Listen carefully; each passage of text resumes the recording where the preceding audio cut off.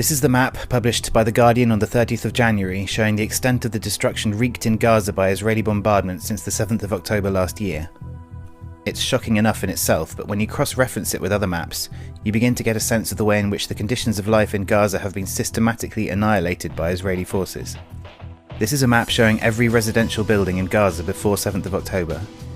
This is what was left as of the end of January, and of course the destruction continues across the territory, but particularly right now in Rafah. Here is a map of greenhouses in Gaza before the Israeli bombardment. Greenhouses are a lifeline for many Gazan families, providing greater and more secure access to healthy foods. This is what is left of those now, and of course without a functioning water supply, even most of these have been rendered unusable. Also, in terms of food security, here are Gaza's warehouses before the Israeli carpet bombing, and what's left. This is a map of tree crops in Gaza before the destruction began, including fruit trees and olive trees, which have provided food for residents and been among Gaza's major exports. This is what currently remains undamaged. This map shows all private schools, Palestinian Authority schools, UNRWA schools and universities running in Gaza before the 7th of October. And here are those that haven't yet been destroyed. None of these is of course currently able to function as such in any case.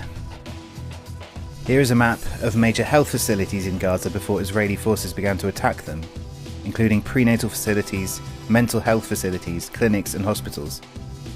And here is what remains. All of this destruction would take many decades to restore, although of course it seems unlikely that those who built and grew all that has been pulverized by the Israeli bombardment will even be allowed to return to do so. One prominent feature of this map emerges when you subtract the destruction caused to built-up areas, which have been more or less annihilated. Here you can see a line of destruction stretching down through the center of the territory.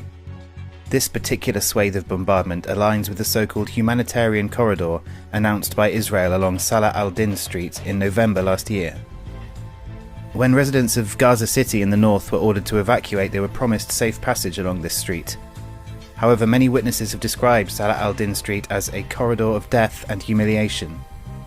Civilian convoys and vehicles have been repeatedly bombed and targeted, and testimonies from dozens of witnesses collected in Gaza by journalist Tarek Hajjaj describe Palestinians having been summarily executed and killed by Israeli snipers, including children, their parents ordered by their murderers to abandon their bodies by the side of the road.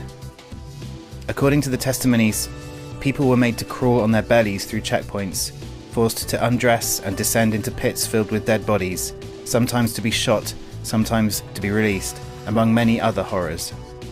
The street is littered with the bodies of men, women and children in various states of decomposition. There are millions of horror stories like these behind these simple red swatches, which delineate the annihilation of a people.